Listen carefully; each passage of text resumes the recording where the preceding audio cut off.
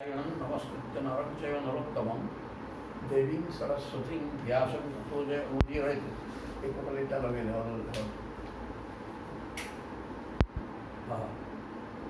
ॐ नारायणं नमस्कृत्य नरं चैव नरोत्तमं देवीं सरस्वतीं व्यासं ततो जयमुदीरयति मुखं करोति वाचालं अङ्गुलं भजते गिरिं यत्कृपातमहं वन्दे परमानन्दमाधवं निगमकल्पतरोर्गलितं फलं शुभमुखादं तद्द्रवसंयुतं पिबत रसमालय मूलरसिका विभाविता ओं व्यासं वसिष्ठनवतारं सत्यकूटमकल्मषं पराशरात्मजं बद्धसुगतातं तपोनिधिं ओं व्यासाय विष्णुरूपाय व्यासरूपाय विष्णवे नमो वै ब्रह्मनिधये वासिष्ठाय नमो नमः ओं श्रीपरमात्मने नमः ओं नमो भगवते वासुदेवाय गुप्यः उचुः गोपांगनानि कहते अहु विधातः तब न क्वचित् दया संयुज्य मैत्र्याण प्रणयेन दीहिनः तान् चाकृतार्थान् विजुनं क्षपार्थकं विक्रीडितं ते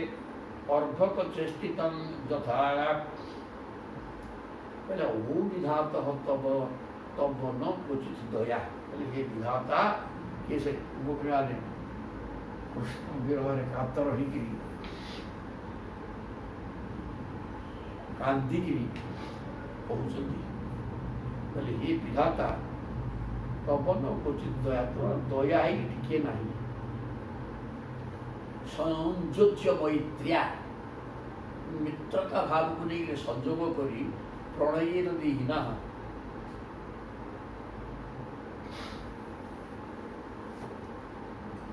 स्त्री पुरुष ये जो स्वजन एमान सहित प्रेम संजोग करी पुणी तुम हटई दौच तेणु तो मैंने दया है कि ना तू प्रथम सुहृद भाव प्रेम द्वारा जगत प्राणी वाली को एक गोटे सहित जोड़ी दौचु पुणी तक हटई दौचु तान च अकृतार्थान विजुन क्षपार्थकम से परस्पर से अकृतार्थ अवस्था था अर्थात वयस्क लोक है से छाड़ी चलला बोले परिवार चलीज कि पिलाटे तो चलीज तुम्हें तुम से तुम ये विधाता तुम दया नहीं तुम्हें स्नेह बंधन में बांधिक परस्पर को संसार जोड़ुच पुणी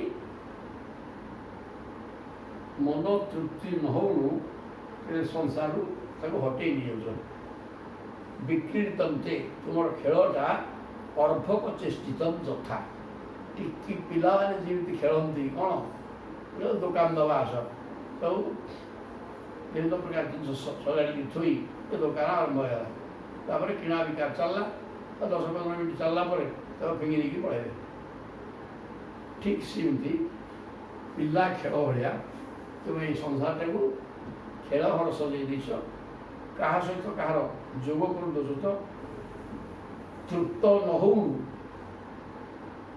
स्नेह बांधिक रही तृप्ति न हो तुम्हें ताको छड़े दौच तेणु तुम्हारा दया है कि ना जस्तम प्रदर्शासित कुंतलाभृतम मुकुंद पवित्रम सुकोमल उन्नसम शोकापनूद शीतलेश सुंदरम करोषि पारक्ष्य मशाधुते कृतम जहत्व प्रदर्श्य असित कुंतलाभृतम असित माने कला कला चूर्ण कुंतल माने केश कालिया चूर्ण कुंतल युक्त भगवान श्रीकृष्ण मुख को जोटा गंडस्थल सुकपोल मांसल गंडस्थल एवं उन्नत नाक पद्म भाया मुख तार कुंजित कला केश शुकापनुद श्रीतलेश सुंदर एवं श्रीतहा ये प्रकार मुखरे श्रीतहास कर सांसारिक दुख को हटई दूसरे करोषि पारक्ष मसाधुति कृतम बर्तमान से भाया कृष्ण को जार मुख देखिक आम संसार दुख हटि जाऊला से भगवान श्रीकृष्ण मनोहर बदन को बर्तमान आपण करोसी पारोक्षम से प्रत्यक्ष आम अनुभव कर बर्तमान परोक्ष भाव में नहीं स्थान चालू नवा व्यवस्था कर विधाता भगवान मुखटा बर्तमान आम परोक्ष हो देखिपर कुर अक्रूर समाक्षया स्वन चक्षुर्हि दत्तम हरसे मताज्ञवत जेनैक देशे क्षीरसर्ग सौष्ठवम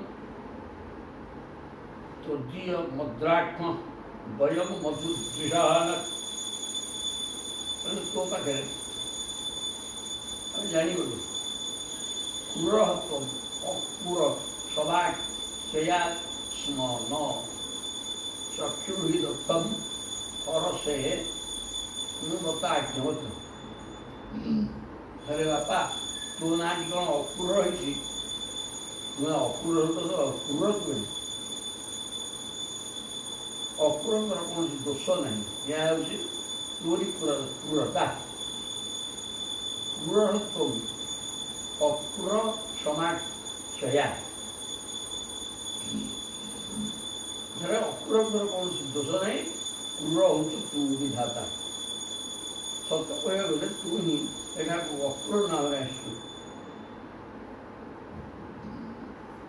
निजे ही देखा आखि को आम ठार मूर्ख को बड़ी खोली नहीं चक्षु ही दत्तम हरसे बत अज्ञवत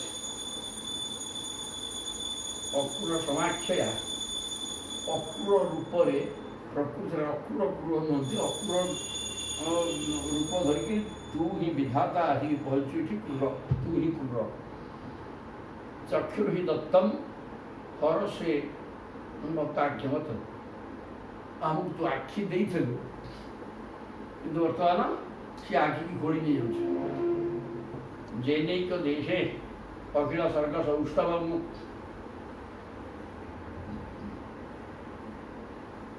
से ही आखिरे आम श्याम सुंदर अंगे अंगे तो सृष्टिर सकल सौंदर्य देखा पाऊँ जे निष्ठुर विधाता तोर एपरी करवाटा भल है जिनैक देशाय अखिल स्वर्ग सौष्ठवम आम से प्रभु को चेहरा भितर समस्त जगत प्रकार देखुलु केवल श्रीकृष्ण को मुखबंधु दर्शन करने द्वारा समस्त जगत प्रकार देखुलु भितर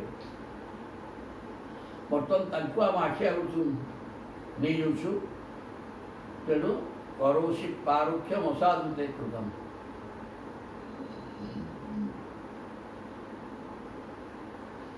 तृतीय मुद्राक्ष वयम मधुद्विष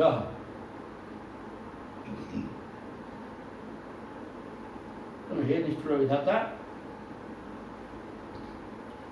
तृतीय अद्राक्षम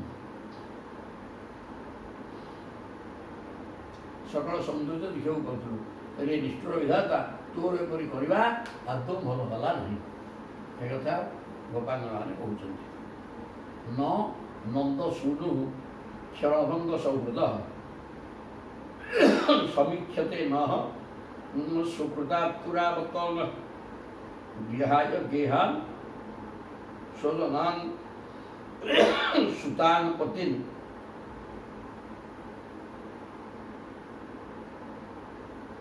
तब्दास्य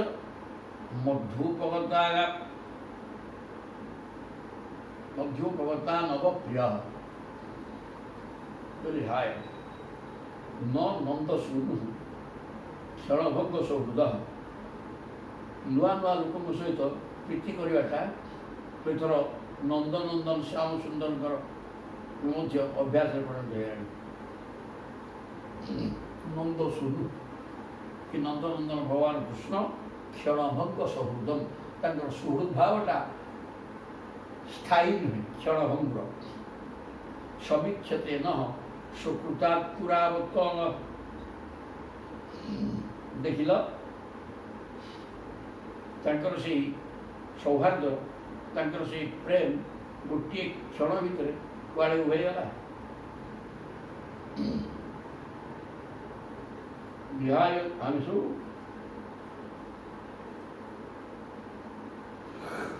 ଗେହାଦ ଘର ଦ୍ୱାର, ସୁକାନ ସୁକାନ ନିଜ ନିଜର ଘର ଦ୍ୱାର, ପୁତ୍ର ପତି ସବୁ ଛାଡ଼ି ଦେଇକିରି ଦାସ୍ୟ ସେ ଭଗବାନ କୃଷ୍ଣଙ୍କର ଦାସୀ ହେଇଯାଇଥିଲୁ।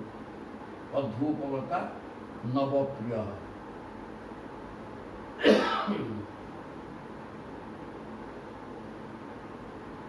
କିନ୍ତୁ ସେ ଏପରି ଦଗା ଦିଆରେ ଏବେ ଆମ ଆଡ଼କୁ ଟିକିଏ ହେଲେ ଚାହୁଁନାହାନ୍ତି ମଧ୍ୟ, ଆମକୁ ନ ଚାହିଁକିରି ନବପ୍ରିୟ, ନୂଆ ନୂଆ ଜିନିଷ ପ୍ରତି ତାଙ୍କର ପ୍ରିୟ ମାନେ ଆଗ୍ରହ ରହିଛି।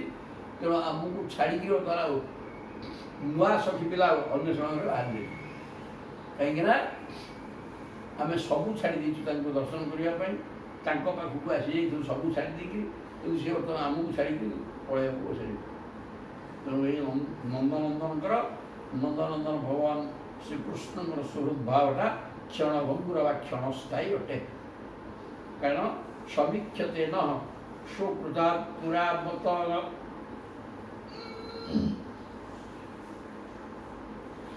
ତାଙ୍କର ସେଇ ସୌହାର୍ଦ୍ଦ୍ୟ, ସେହି ପ୍ରେମ ଗୋଟିଏ କ୍ଷଣ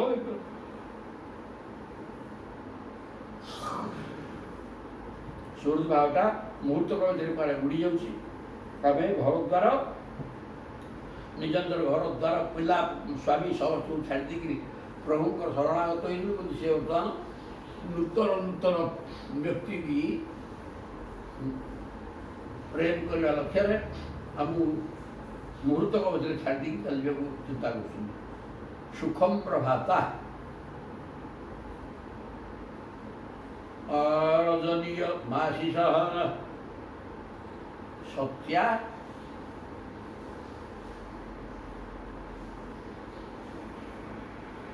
ବହୁ গুরজূষিতান ধ্রুবং যহ সম্প্রবিষ্টস্য মুখং ব্রজস্পতেঃ পাশ্যম তৎপাঙ্গোৎকিল তস্মিতাশবম সুখম প্রভাতা রজনীয় মাসিষः। କହିଲେ ଆଜି ରାତିଟା ପାହି ଯେଉଁ ସକାଳ ହେବ ସେ ସକାଳଟା ମଥୁରା ନାରୀମାନଙ୍କ ପାଇଁ ସତରେ ବଡ଼ ମଙ୍ଗଳମୟ ହେଇଯିବ। ସୁଖମ ପ୍ରଭାତା ରଜନୀ ଇୟଂ ଆଶିଷः। ଆଜି ରାତିଟା ପାଇଯିବା ପରେ ଯେଉଁ ପ୍ରଭାତ ହେବ କାଲି, ସେଇଟା ସତ୍ୟା ବହୁ ପୁରଜୋଷିତାଂ ଧ୍ରୁବଂ, ସେଇଟା ମଥୁରାପୁର ନାରୀମାନଙ୍କ ପାଇଁ ମଙ୍ଗଳପ୍ରଦ ହେବ। କାହିଁକିନା ଯାହା ସମ୍ପ୍ରବିଷ୍ଟସ୍ୟ ମୁଖଂ ବ୍ରଜସ୍ପତେଃ, କାଲି ସେମାନେ ପ୍ରଭାତଟା ସେମାନଙ୍କ ପାଇଁ ମଙ୍ଗଳମୟ ହେବ। କାହିଁକିନା ମଥୁରାପୁର ନାରୀମାନେ କାଲି ବ୍ରଜର ପତି ବ୍ରଜରାଜ ନନ୍ଦନନ୍ଦନ ଭଗବାନ କୃଷ୍ଣଙ୍କର ସମ୍ପ୍ରବିଷ୍ଟସ୍ୟ ମୁଖಂ, କାଲି ସିଏ ମଥୁରାରେ ପ୍ରବେଶ କରିବେ। ତେଣୁ ତାଙ୍କର ମୁଖ ଶୋଭାକୁ ସେମାନେ କାଲି ଦର୍ଶନ କରିବାର ସୁଯୋଗ ପାଇବେ। ପାଶ୍ୟନ୍ତ୍ୟପାଙ୍ଗୋତ୍କଳିତ ସ୍ମିତା ଶବମୁ ପାଶ୍ୟତି ଅପାଙ୍ଗ ଉତ୍କଳିତ ସ୍ମିତା ଶବମ୍।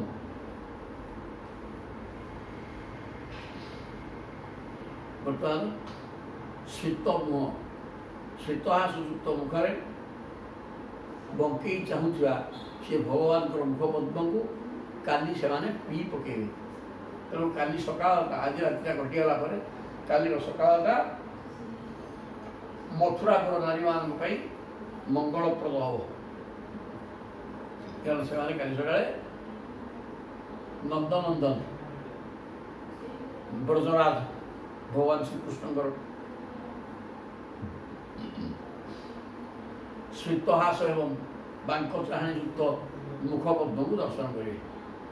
ତାସାଂ ମୁକୁନ୍ଦୋ ମଧୁମଞ୍ଜୁ ଭାସିତୈଃ गृहीत चित्त परवान मनस्यपि कथम पुनर्न प्रतिजास्यते वना ग्राम्या सलज्जस्वित विभ्रमी भ्रमण। पहले तासांग मुकुंद मधु मंजू भाषित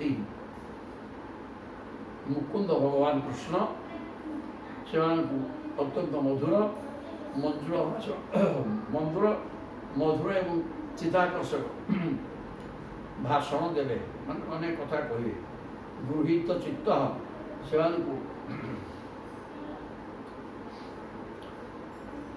मधुतुल्य मीठा मीठा कथार चित्त को आकर्षित कर गृहीत चित्त परवान मनस्वी अपनी से मनस्वी प्रशस्त मना से बर्तमान परखिया हो जो मिठा कथा से कथार आकर्षण में चित्त गृहीत हो से मनस्वी होते परखिया कथम पुनर्न प्रतिजास्यते अबला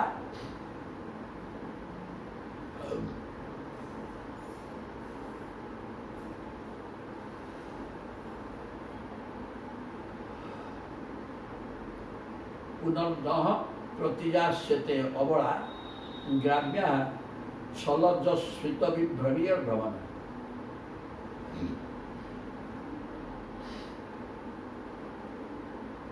से प्रभुकर हस विलासपूर्ण भाव भोगी भूली जा गोड़ हो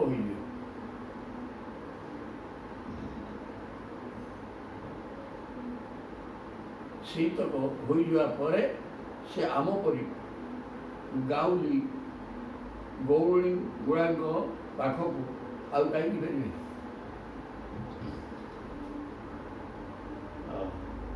कहूँ तासाद मुकुंद मधुबंजु हाजिते बर्तमान भगवान श्री कृष्ण से मथुरा पहुँची मथुरार नायिका मान अत्यंत मधुर हृदयस्पर्शी मीठा कथा कही चित्त को हरण कर से जिते प्रशस्त मना होता बर्तमान परखिया परवान हो प्रथम पुनर्न प्रतिजास्यते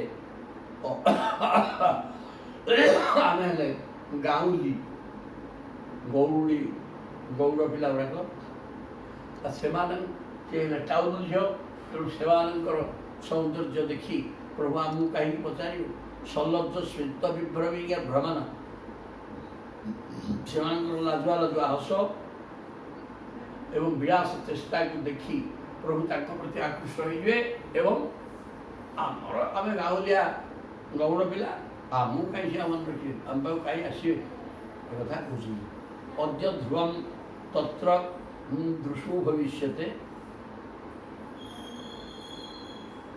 दासारह भुजान्धकवृष्टिसात्वतां महोत्सव श्रीरमणं गुणास्पदं द्रक्ष्यन्ति जे साध्वनि देवकीसुतं अद्य ध्रुवं तत्र दृशु भविष्यते। आज निश्चित तत्र दृशु भविष्यते एथर आम श्याम सुंदर को दर्शन करी मथुरार दासार भोज अंधक ऋषिवंशी जादव मान नयन निश्चय परमानंदर साक्षात्कार पाई धन्य मध्य ध्रुवं तत्र दृशो से मथुरावासी जनमानकर आखि आज धन्य है दासार भोज अंधक वृष्णि शाक्तत प्रभृति जो वंश सब अच्छी से आखिर आज महोत्सव हम महोत्सव श्रीरमण गुणास्पदम आखि निश्चित धन्य हो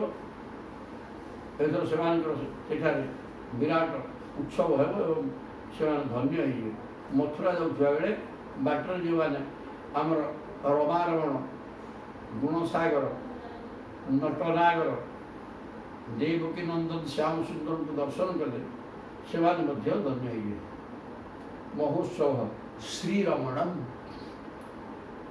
लक्ष्मीपति लक्ष्मींकर कांत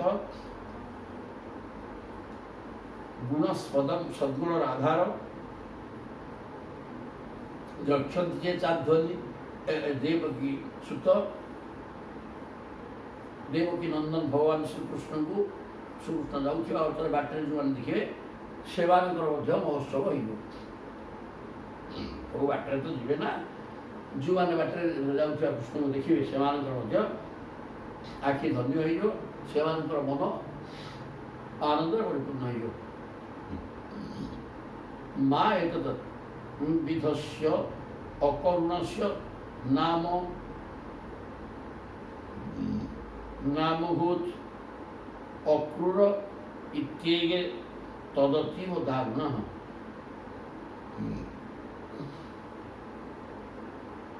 जो असौ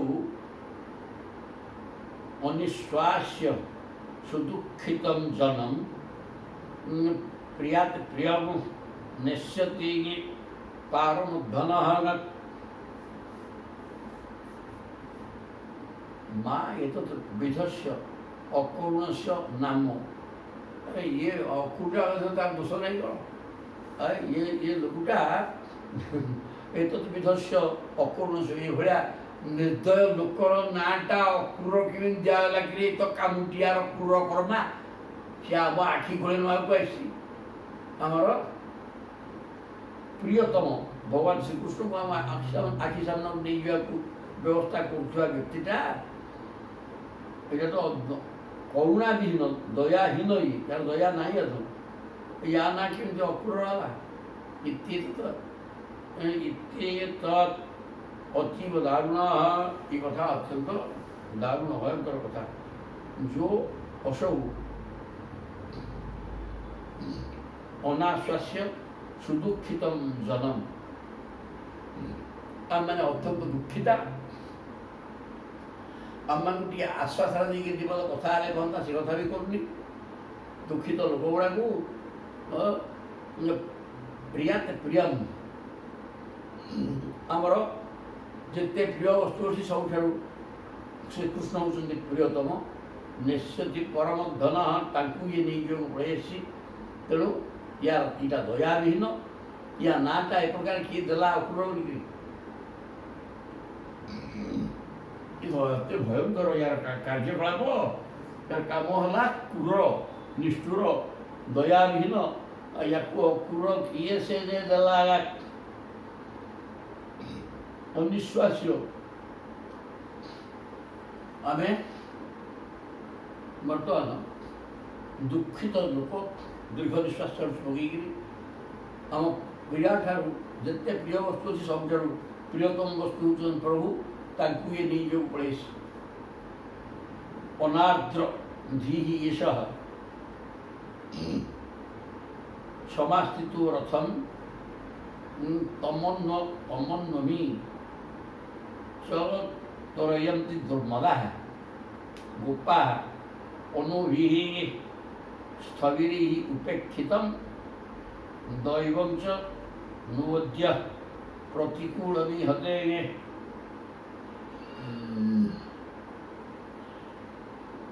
अद्य आमर आज दिन दैव आम अनुकूल में आम प्रतिकूल कहीं अनाद्र दी ईशा ये जो या टे हृदय आर्द्र होने आम एत कांदी बोई एत दुखे शुणुचु किंतु देखिकी से दया करता से कथा ना हृदय आर्द्र होना दुख टे तो प्रवेश करनी ये प्रकार ये जो अक्रूरटा रथम समास्थित रथ पर बसी सारे तम अन्नमी तमन्नमी च त्वरयन्ति दुर्मदा एवं रामकृष्ण जी को अति शीघ्र आस बसिक पड़ा बोली तरतर कर गोपाल गुड़ाक अनुभी स्थविरी उपेक्षित बुढ़ा बुढ़ा मान पचारते हैं कि किसी न पचार ये टोका टेका कौन करे गौड़ पिला ये शगड़े सब ଉପହାର ଲଦିକିରି ଇଏ ମଧ୍ୟ ବାହାରି ପଡ଼ିଲେଣି। ଅଙ୍କୁର ରଥରେ ବସିକିରି କୃଷ୍ଣଙ୍କୁ ବେଗେ ବେଗେ ଆସ ପଳେଇ ଯାଉଛି, ସିଏ ସିଆଡ଼େ ତନ୍ଦରା କରୁଛି।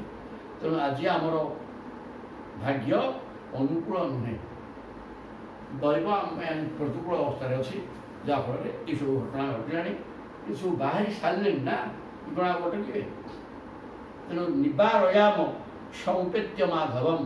ଠିକ୍ ଅଛି, ଆମେ ଯାଇକିରି ଚାଲ ଯିବା ମାଧବ, ଭଗବାନ ମାଧବ, ମାୟା ଧବ, ମାୟା ଯେ ଲକ୍ଷ୍ମୀ ସିଂହ, ମା ମାନେ ଲକ୍ଷ୍ମୀ, ମା ମାନେ ମାୟା, ମାୟାର ମାଲିକ ଭଗବାନ ଶ୍ରୀକୃଷ୍ଣଙ୍କୁ ବର୍ତ୍ତମାନ ଚାଲ ତାଙ୍କ ନିକଟକୁ ଯାଇକିରି ନିବାରୟାମ, ବାରଣ କରିବା। ତୁମେ ଯିବନି, ତୁମେ ଯାଇପାରିବନି।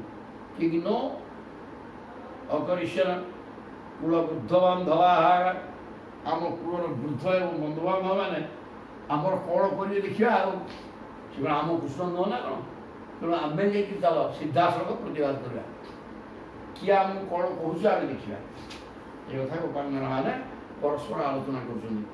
ମୁକୁନ୍ଦ ସଂଗାନ ନିମିଷାର୍ଥ ଦୁସ୍ତ୍ୟଜାନ ଦୈବେନ ବିଧ୍ୱଂସିତ ଦୀନଚେତସାଂ। ଭଗବାନ ଶ୍ରୀକୃଷ୍ଣଙ୍କର ଅଙ୍ଗ ସଙ୍ଗ ନିମିଷାର୍ଦ୍ଧମ, ଗୋଟାଏ ମୁହୂର୍ତ୍ତ ମଧ୍ୟ ଆମେ ଭଗବାନଙ୍କର ସଙ୍ଗ ଛାଡ଼ିକି ରହି ବଞ୍ଚିପାରିବା ନାହିଁ। ସିଏ ଦୁସ୍ତ୍ୟଜ ଦୈବେନ ବିଧ୍ୱଂସିତ ଦୀନଚେତସାଂ। ବର୍ତ୍ତମାନ ଦୈବ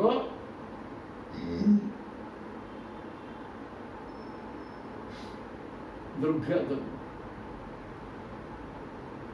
କିନ୍ତୁ ଆଜି ଆମ ଦୁର୍ଭାଗ୍ୟନୀ ତାଙ୍କଠାରୁ ଘୋର ବିଚ୍ଛେଦ ଘଟାଇ ଆମକୁ ଆମ ହୃଦୟ କିପରି ମନ୍ଥି ଦେଉଛି, ବ୍ୟାକୁଳ କରୁଛି। ଦେଖ, ମୁକୁନ୍ଦ ସଂଗାତ ନିମିଷାର୍ଥ ଦୁସ୍ତ୍ୟଜାତ। ଗୋଟାଏ ମୁହୂର୍ତ୍ତ ମଧ୍ୟ ଭଗବାନଙ୍କ ସଙ୍ଗ ଛାଡ଼ିକି ଆମେ ରହିପାରିବା ନାହିଁ। ତଥାପି ଦୈବେନ ବିଧ୍ୱଂସିତ ଦୀନଚେତସାଂ। ଦୈବ ବର୍ତ୍ତମାନ ଆମର ଦୟନୀୟ ଚିତ୍ତକୁ ପୀଡ଼ିତ କରୁଛି। ଦୈବ ଅନୁକୂଳ ନୁହେଁ, ତେଣୁ ଆମ ଚିତ୍ତ ବର୍ତ୍ତମାନ ପୀଡ଼ିତ ହେଉଛି। ଆଉ ଯସ୍ୟାନୁରାଗ ଲଳିତ ଶ୍ରିତ ବର୍ଗୁ ମନ୍ତ୍ର ଲୀଳା ବଲୁକ ପରିରମ୍ଭଣ ରାସ ଉଷ୍ଟ୍ୟାଗ ନିତାସ୍ମ ନଃ କ୍ଷଣ ବିବକ୍ଷଣଦାଗ ବିନାତମ ଗୋପ୍ୟ କଥମ ନତିତରେମ ତମୁ ଦୁରନ୍ତମ। କହିଲେ ଯସ୍ୟାନୁରାଗ ଲଳିତ ଶ୍ରିତ ବର୍ଗୁ ମନ୍ତ୍ର, ଯେଉଁ ପ୍ରଭୁଙ୍କର ଅନୁରାଗ ଯୁକ୍ତ ମନୋହର ସ୍ମିତ ହାସ, ଯେଉଁ ହାସ ଭିତରେ ଆମ ପ୍ରତି ଅନୁରାଗ ଆସକ୍ତି, ଆମ ପ୍ରତି ଅନୁରାଗ ଥିବା ପ୍ରଭୁଙ୍କର ଏଇ ଯେଉଁ ସ୍ମିତ ହାସ ଏବଂ ମନ୍ତ୍ର ଶବ୍ଦ ଅର୍ଥ ମଧୁର କଥା, ମଧୁର ଆଳାପ, ଲୀଳା ବଧୂକ ଏବଂ ତାଙ୍କ ଚାହାଣୀ, ପରିରମ୍ଭଣ ରାସ ଗୋଷ୍ଠୀ ଏବଂ ରାସ ଗୋଷ୍ଠୀରେ ଆମମାନଙ୍କୁ ଆଲିଙ୍ଗନ କରିବା, ଏଇସବୁ ଜିନିଷ ଗୁଡ଼ାକ ନିତାସନ କ୍ଷଣମିବ କ୍ଷଣଦା ବିନାତମ। ବିଶାଳ ରାତିକି ଗୋଟିଏ କ୍ଷଣ ଭଳିଆ, ନିତାସନ କ୍ଷଣମିବ କ୍ଷଣଦା, ଏତେ ବଡ଼ ବିଶାଳ ରାତିଟା ଗୋଟାଏ ମୁହୂର୍ତ୍ତ ଭଳିଆ କଟିଗଲା। ପ୍ରଭୁଙ୍କର ସେ ସ୍ମିତହାସ, ତାଙ୍କ ଚାହାଣୀ, ଆଲିଙ୍ଗନ, ଏସବୁ ଦ୍ୱାରା ବିରାଟ ରାତି ହେଇଥିଲେ ମଧ୍ୟ ତାହା ମୁହୂର୍ତ୍ତ ଗୋଟାଏ କ୍ଷଣ ଭଳିଆ କଟି ଯାଇଥିଲା। ବିନା ତମ୍, ତାଙ୍କ ବିନା ଗୋପ୍ୟା କଥମ ନୁ ଅତୀତରେମ ତମୁ ଦୁରନ୍ତ। ଗୋପାଙ୍ଗନା ମାନେ ସେ ଅନ୍ଧକାର ରୋଦନଟା ପ୍ରଭୁ ଥିବା ହେତୁ ତାଙ୍କର ଅଙ୍ଗସଙ୍ଗ ପାଇକିରି ଏତେ ବଡ଼ ରାତିଟା ଗୋଟାଏ କ୍ଷଣ ଭଳିଆ କଟି ଯାଇଥିଲା। କିନ୍ତୁ ବର୍ତ୍ତମାନ ଇଏ ଅନ୍ଧକାର ଭିତରେ ଆମେ ବଞ୍ଚିବା କେମିତି? ତାଙ୍କ ବିନା ଇଏ ଆଲୁଅ ମଧ୍ୟ ସବୁ ଅନ୍ଧାର ହୋଇଯିବ ଏବଂ ଅନ୍ଧକାର ଭିତରେ ଆମେ ରହିବା କିନ୍ତୁ ବଞ୍ଚିବା କିନ୍ତୁ ମୁଖ୍ୟ କଥମ ନିତର ଅନୁତରେମ ଅର୍ଥାତ୍ ଇ ଅନ୍ଧାରୁ କେମିତି ସିଏ ତରିବେ ଏଥିରୁ ଆମର ଆଉ ଉଦ୍ଧାର ପାଇବାର ବାଟ ନାହିଁ। ବର୍ତ୍ତମାନ ପ୍ରଭୁଙ୍କର ଅଭାବରେ ବିରହରେ ଆମେ ବିରହ କାତର ହେଇକିରି ଦୁଃଖ ହିଁ ଦୁଃଖ ହୁଏ ଏଥିରୁ ଉଦ୍ଧାର ପାଇବାର ଆଉ ବାଟ ନାହିଁ। ପଳେଇଲା ପରେ ଆଉ ଆମେ କ'ଣ କରିବୁ ଇଏ ଦୁରନ୍ତ ହେଇଯିବ। ଜହ୍ନ କ୍ଷୟେ ବ୍ରଜମନନ୍ତ ସଖ କରିତୁ ଗୋପୀ বিষণ ক্ষুর রজ ছুরিতানাল কর্ষক বেণু পড়ন শ্রিত কটাক্ষ নিরীক্ষণেন চিত্তং ক্ষীণোত্যমুমৃতে নুগতম ভবেম। বেণু পড়ন যুদ্ধ ଅନ୍ଧକ୍ଷୟ ମାନେ ଦିନ ଯାକ ଗୋପାଳ ବାଳକମାନଙ୍କ ସହିତ ମିଶିକିରି ଗାଈ ଚରାଉଥାନ୍ତି। ଦିନ ଅବସାନ ହୋଇଯାଆନ୍ତେ, ସୂର୍ଯ୍ୟାସ୍ତ ସମୟ ଆସିଯାଆନ୍ତେ, ବ୍ରଜନ ଅନନ୍ତ ସଖ ଅନନ୍ତ ମାନେ ବଳରାମଙ୍କ ସହିତ ନିଜର ଜ୍ୟେଷ୍ଠ ଭ୍ରାତା ବଳରାମଙ୍କ ସହିତ ପରିତଃ ଗୋପୀ ଏବଂ ଗୋପାଳ ବାଳକମାନଙ୍କ ଦ୍ୱାରା ପରିବେଷ୍ଟିତ ହୋଇକରି ବଳରାମଙ୍କ ସହିତ ଦିନ ଅବସାନ ହୋଇଯାନ୍ତେ ବିଷଣ ଖୁରରଜ ଛୁରିତାଳ କର୍ଷକ ସେ ବ୍ରଜକୁ ପ୍ରବେଶ କରନ୍ତି ଗାଈ ଗୋଠ ଧରିକିରି ଏବଂ ସେତେବେଳେ ଗାଈମାନେ ତ ଆଗରେ ଯିବେ ଏସବୁ ପଛରେ ଆସୁଥାନ୍ତି। ତେଣୁ ଗାଈମାନଙ୍କର ଖୁରୋତ୍ଥିତ ଧୂଳି ଦ୍ୱାରା ତାଙ୍କର ଫୁଲମାଳ ଏବଂ ଅଳକା ଶୂନ୍ୟ କୁନ୍ତଳ କେଶ କଳାପ ସବୁ ଧୂଳି ଦୂଷିତ ହୋଇଯାଇଥାଏ। ବେଣୁ କଡ଼ନ ବଂଶୀ ବଜେଇକିରି ଶ୍ରିତ କଟାକ୍ଷ ନିରୀକ୍ଷଣେ ଶ୍ରିତହାସ ଏବଂ ବାଙ୍କ ଚାହାଣୀ କରି ଚିତ୍ତଂ କ୍ଷୀଣୋତ୍ୟମୁମୃତେ କଥମ ଭବେମ। ପ୍ରତିଦିନ ଆମ ହୃଦୟରେ ଭେଦି ଯାଉଥିଲେ ତାଙ୍କ ବିନା ଆମେ କିପରି ଜୀବନ ଧରିବା এই ପ୍ରକାର ସନ୍ଧ୍ୟା ସମୟରେ ଗାଈ ଗୋଠକୁ ଫେରେଇ ଗୋପାଳ ବାଳକ ଏବଂ ବଳରାମଙ୍କ ସହିତ ବଂଶୀ ବଜେଇକିରି ଗାଈମାନଙ୍କର ଖୁରୋତ୍ଥିତ ଧୂଳିରେ କେଶ କଳାପ ଏବଂ ବେକରେ ପଡ଼ିଥିବା ମାଳ ଧୂଳ ଦୂଷିତ ହୋଇଯାଇଥିବ, ଶରୀର ସବୁ ଧୂଳି ଦୂଷିତ ଏହି ପ୍ରକାର ବେଣୁ ବଜେଇକିରି ଶ୍ରିତ ହାସ ଏବଂ ବାଙ୍କ ଚାହାଣୀ କରି ଆମ ମନକୁ ଆମ ଚିତ୍ତକୁ କ୍ଷୀଣୋତ୍ୟମୁମୃତେ ଅମୁମୃତେ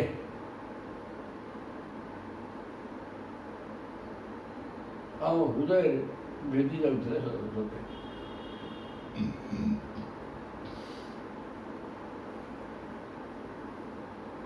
ଆମ ହୃଦୟକୁ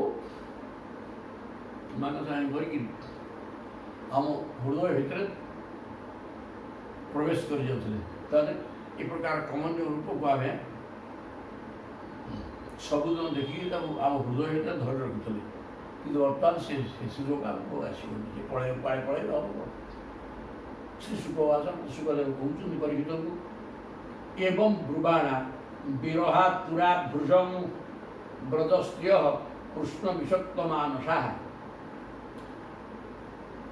ବିସୃଜ୍ୟ ଲଜ୍ଜାଂ ସୁସ୍ୱରଂ ଗୋବିନ୍ଦ ଦାମୋଦର ମାଧବେତି ଏବଂ ବ୍ରୁବାଣାଂ ବିରହାତୁରା ভৃজং ব্রজস্ত্রিয় কৃষ্ণ বিষক্ত মানসা কৃষ্ণ বিষক্ত মানসা ব্রজস্ত্রিয় କୃଷ୍ଣଙ୍କଠାରେ ବିଶେଷ ଭାବରେ ଆସକ୍ତ ହୋଇଯାଇଛି ମନ ଯେଉଁମାନଙ୍କର ଏ ପ୍ରକାର ବ୍ରଜସ୍ତ୍ରୀ ଗୁଡ଼ାକ ଯେଉଁମାନଙ୍କର ମନ କୃଷ୍ଣଙ୍କଠାରେ ବିଶେଷ ଭାବରେ ଆସକ୍ତ ହୋଇଯାଇଛି ସେମାନେ ବର୍ତ୍ତମାନ ଭଗବାନ ଶ୍ରୀକୃଷ୍ଣଙ୍କର ବିଚ୍ଛେଦରେ ବୃଷଂ ବିରହ ଦୁଃଖକୁ ଅନୁଭବ କରି এই ପ୍ରକାର ସବୁ କହିଲେ। ବିସୂର୍ଯ୍ୟ ଲଜ୍ଜା ଏବଂ ଲାଜ ଛାଡ଼ିକିରି ଉତ୍ତମ ସ୍ୱର କରିକିରି କାନ୍ଦିକିରି ବୋଲିବାକୁ ଲାଗିଲେ ଗୋବିନ୍ଦ ଦାମୋଦର ମାଧବେତି। ହେ ଗୋବିନ୍ଦ, ହେ ଦାମୋଦର, ହେ ମାଧବ, ଆମମାନଙ୍କୁ ରକ୍ଷା କର। ଆମେ ଆପଣଙ୍କ ବିଚ୍ଛେଦରେ ବଞ୍ଚିବାର ପ୍ରଶ୍ନ ନାହିଁ। ତେଣୁ ତେବେ ବ୍ରଜ ଛାଡ଼ିକି ମଥୁରା ଯାଅ ନାହିଁ। ସ୍ତ୍ରୀଣାଂ ଏବଂ ରୁଦନ୍ତୀନାଂ ଉଦିତେ ସବିତର ଯଥନ ଅକୁର ଚୋଦୟାମାସ କୃତ ମୈତ୍ରେୟ ଦିକୁ ରଥଂ। ସ୍ତ୍ରୀଣାଂ ଏବଂ ରୁଦନ୍ତୀନାଂ, ଏ ପ୍ରକାର ଗୋପାଙ୍ଗନାମାନେ କାନ୍ଦୁଥିବା ଅବସ୍ଥାରେ ସବିତରୀ ଅର୍ଥ ସବିତରୀ ଉଦିତେ, ସୂର୍ଯ୍ୟ ଉଦୟ ହେଇଯାଆନ୍ତେ ଗୋପାଙ୍ଗନାମାନେ କାନ୍ଦୁଛନ୍ତି। ତେବେ ଅକୁର କ'ଣ କଲା? ଚୋଦୟାମାସ କୃତ ମୈତ୍ର୍ୟାଦିକୁ ରଥମ।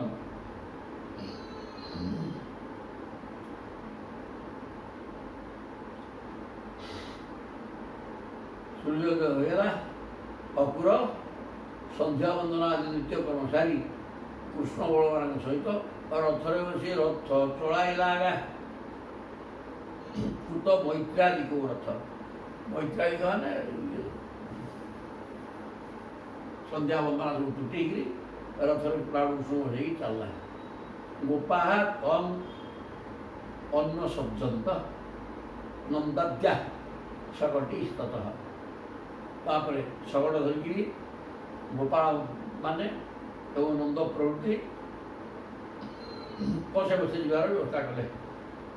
ଆଦାୟ ଉପାୟନ ଭୂରି ପ୍ରଚୁର ଉପଢୌକନ, ଦହି କ୍ଷୀର ଘିଅ ଏସବୁ ପ୍ରଚୁର ଧରି କୁମ୍ଭାନ ଗୋରସ ସମୃଦ୍ଧାନ, ଗୋରସରେ ପରିପୂର୍ଣ୍ଣ କୁମ୍ଭକୁ ଧରିକିରି ଶଗଡ଼ରେ ଲଦି ଗୋପାଳ ଏବଂ ନନ୍ଦ ଅକୁରଙ୍କ ପଛ ଗୋଟେ ପଛେ ପଛେ ଶଗଡ଼ରେ ଚାଲିଲେ। ଗୋପ୍ୟଶ୍ଚ ଦୈତଂ କୃଷ୍ଣଂ ଅନୁବ୍ରଜ୍ୟାଙ୍ଗା ଅନୁରଞ୍ଜିତାଃ ପ୍ରତ୍ୟାଦେଶଂ ଭଗବତଃ କାଞ୍ଚନ୍ତ୍ୟଶ୍ଚାବତସ୍ଥିରେ। ଗୋପ୍ୟଶ୍ଚ ଗୋପାଙ୍ଗନାମାନେ ମଧ୍ୟ ନିଜର ଦୈତ କି ପ୍ରାଣପ୍ରିୟ କୃଷ୍ଣଙ୍କୁ ଅନୁବ୍ରଜ୍ୟ, ପ୍ରାଣପ୍ରିୟ ଶ୍ରୀକୃଷ୍ଣଙ୍କ ପାଖକୁ ଯାଇ ତାଙ୍କର କଟାକ୍ଷ, ତାଙ୍କର ମୃଦୁହାସ ଆଦି ଦେଖି ସେଟା ସୁଖ ପାଇଲେ। କୃଷ୍ଣ ଅନୁବ୍ରଜ୍ୟ ଅନୁରଞ୍ଜିତା ପ୍ରତ୍ୟାଦେଶଂ ଭଗବତଃ। ଶେଷରେ ସେମାନେ ପ୍ରିୟତମ ଶ୍ୟାମ ସୁନ୍ଦରଙ୍କର କିଛି ସନ୍ଦେଶ ପାଇବା ଆକାଂକ୍ଷାରେ ସେଠାରେ ଠିଆ ହେଇକି ରହିଲେ। ପ୍ରତ୍ୟାଦେଶଂ ଭଗବତଃ କାଙ୍କ୍ଷନ୍ତ୍ୟ ତାବତ ସ୍ଥିର। ଭଗବାନଙ୍କ ମୁଖ ଦେଖିଦେବା ପରେ ସେମାନେ ଟିକେ ଆଶ୍ୱସ୍ତ ହେଇଗଲେ ଏବଂ କୃଷ୍ଣ କ'ଣ ଆମ ପାଇଁ ଆଦେଶ ଦେଉଛନ୍ତି ସେ ଆଦେଶ ଅପେକ୍ଷା କରି ରହିଲେ। ତାହା ତଥା ତପ୍ୟତୀୟାର ବୀକ୍ଷ ସୁପ୍ରସ୍ଥାନ ଯଦୁତ୍ତମ ସାନ୍ତ୍ୱୟାମାସ ସପ୍ରେମୈଃ ଆୟାସ୍ୟ ଇତି ଦୌତ୍ୟକୈଃ। ତାହା ତଥା ତପ୍ୟତି ବୀକ୍ଷ, ତାହା କି ଗୋପାଙ୍ଗନା, সেই ଗୋପାଙ୍ଗନା ମାନେ ଏହି ପ୍ରକାର ଅତ୍ୟନ୍ତ ବିରହ ବ୍ୟଥାରେ ଅସହାୟ ବିରହ ବ୍ୟଥାକୁ ଭୋଗ କରୁଛନ୍ତି। ଏ କଥା ଦେଖିକିରି ସ୍ୱପ୍ରସ୍ଥାନରେ ଯଦୁବଂଶର ସର୍ବଶ୍ରେଷ୍ଠ ପ୍ରଭୁ ଭଗବାନ ଶ୍ରୀକୃଷ୍ଣ ନିଜର ପ୍ରସ୍ଥାନ ଜନିତ ବିରହ ଦୁଃଖରେ ଗୋପାଙ୍ଗନା ମାନେ ସବୁ ଭାଙ୍ଗି ପଡ଼ିଲେଣି, ସନ୍ତପ୍ତ ହେଉଛନ୍ତି। ଏ କଥା ଅନୁଭବ କରି ସାନ୍ତ୍ୱୟାମାସ ସପ୍ରେମୈଃ, ପ୍ରେମରେ ତାଙ୍କୁ ସାନ୍ତ୍ୱନା ଦେଲେ। ଆୟାସ୍ୟ ଇତି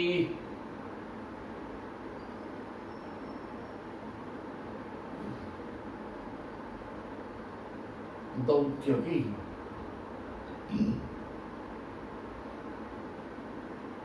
ଦୂତ ଦ୍ୱାରା ମୁଁ ଆସିବି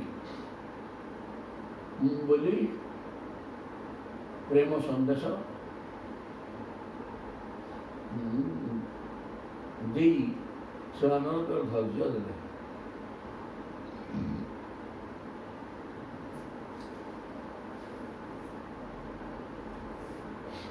ଆସିଗଲି ଶାନ୍ତୁୟା ମାସ ସପ୍ରେମୀ ଆୟାସେ ଇତି, ମୁଁ ଆସିବି କେମିତି? ଦୌତ୍ୟ କେହି ଦୂତ ମାଧ୍ୟମରେ ମୁଁ ଆସିବି, ମାନେ ମୁଁ ଦୂତ ପଠେଇବି ତମ ବ୍ୟସ୍ତ ହେବ, ମୁଁ ଆସିବିନି। କିନ୍ତୁ ଏଠି କହିଲେ ଯେ ମୁଁ ଆସିବି ଦୂତ ମାଧ୍ୟମରେ, କିଛି ବ୍ୟସ୍ତ ହେବ ମାନେ ପ୍ରଭୁ ଆସିବି ବୋଲି କହେ। ଆସିବା ଜିନିଷକୁ ସେ ଧରି ଦେଇଗଲେ ଗୋପାଳ ମାନେ ଦୂତ ପଠେଇବା ଗୌଣ ହେଇଗଲା। ଯାବତ ଆଲକ୍ଷ୍ୟତେ କେତୁ ଯାବତ ରେଣୁରଥସ୍ୟ च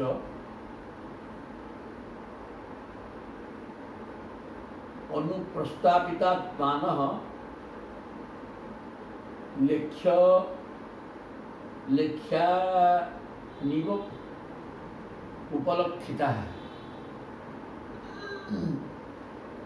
ଯାବତ ଆଲକ୍ଷ୍ୟତେ କେତୁ, ଯେତେବେଳେ ପର୍ଯ୍ୟନ୍ତ କେତୁମାନ ପତାକା ଦିଶୁଥିଲା, ଯାବତ ରେଣୁ ରଥ ସେତେବେଳେ ପର୍ଯ୍ୟନ୍ତ ରଥର ଘୋଡ଼ା ଯୋଉଟା ହେଇକି ରଥ ଯାଉଛି ତେଣୁ ପଛକୁ ଧୂଳି ଉଠୁଛି, ଧୂଳି ଦେଖାଯାଉଥିଲା। ଅନୁପ୍ରସ୍ତାପିତାତ୍ମାନଃ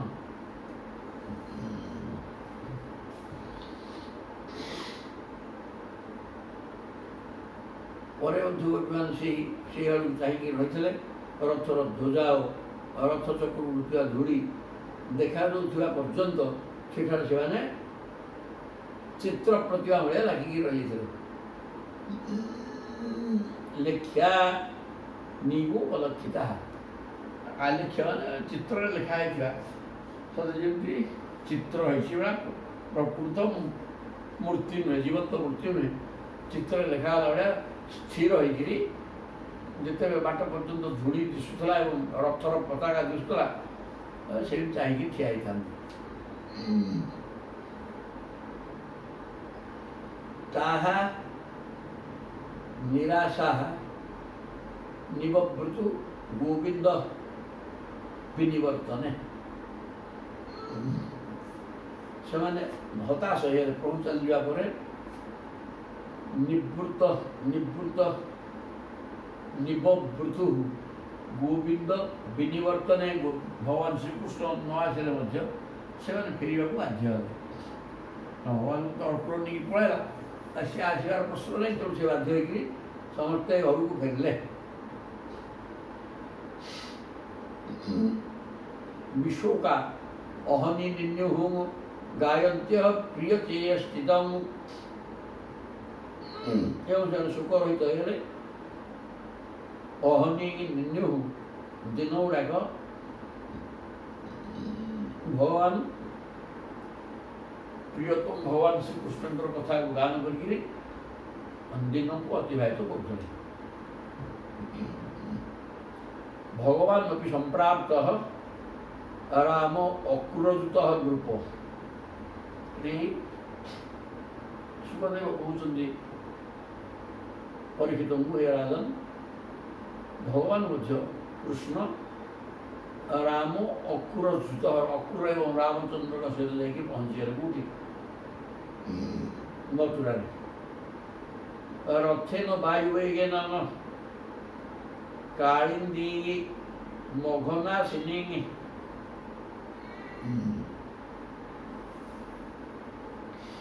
ଯମୁନା କୂଳରେ ଅଘନାଶିନୀ ଯମୁନା, କାରଣ ସେଥିରେ ପ୍ରଭୁଙ୍କର ଶରୀର ଧୌତ, ପ୍ରଭୁ ସେ ସ୍ନାନ କରନ୍ତି, ତେଣୁ ତାଙ୍କର ଶରୀର ଧୌତ ହୋଇଥିବା ହେତୁ ସେ ଜଳ ଅତ୍ୟନ୍ତ ପବିତ୍ର। ସେ ପବିତ୍ର ଜଳକୁ ଗ୍ରହଣ କରିକି ଯାଉଥିବା ଯମୁନା ନଦୀ କୂଳରେ ଯାଇକି ପହଞ୍ଚିଗଲେ ରାମକୃଷ୍ଣ ଏବଂ ଅକ୍ରୁର। ତତ୍ରୁ ପଶ୍ରୁଷ୍ୟ ଶରୀର ପାନୀୟ ପିତ୍ୱା ମୃଷ୍ଟଂ ମଣିପ୍ରଭଂ ବୃଷ ଷଣ୍ଡମୁପବ୍ରଜ୍ୟ ସରାମ ଅରଥମାଭିଶତ।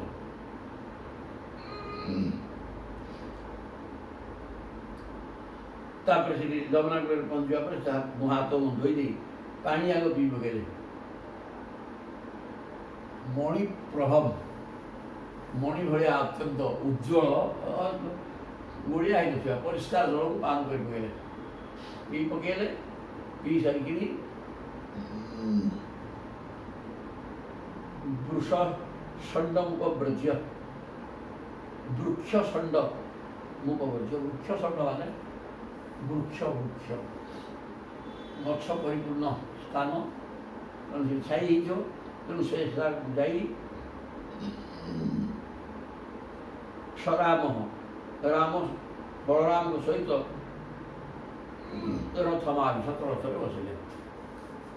ଗୋଟେ ଛାଇ ଜାଗାରେ ରଖିଲେ ରଥକୁ ବସିକି ବସିଲେ। ଅକୁର ତଉ ଉପାମନ୍ତ୍ର୍ୟ ନିବେଶ୍ୟ ରଥ ଉପରି କାଳିନ୍ଦ୍ୟା ହ୍ରଦମାଗତ୍ୟ ସ୍ନାନಂ ବିଧିବଦାଚରତ। ଅକୁର ମଧ୍ୟ ତଉ ଉପାମନ୍ତ୍ର୍ୟ ରାମକୃଷ୍ଣ ଦୁହିଁଙ୍କୁ ଆଗ କାଳନ୍ଦୀ ହ୍ରଦରୁ, ଯମୁନାର ସେ ଯମୁନାର ଅଂଶ ବିଶେଷ ଗୋଟେ ହ୍ରଦ ହେଇଛି। ଯମୁନା ପାଣି ମଧ୍ୟ ତା ଭିତରେ ପଶୁଛି।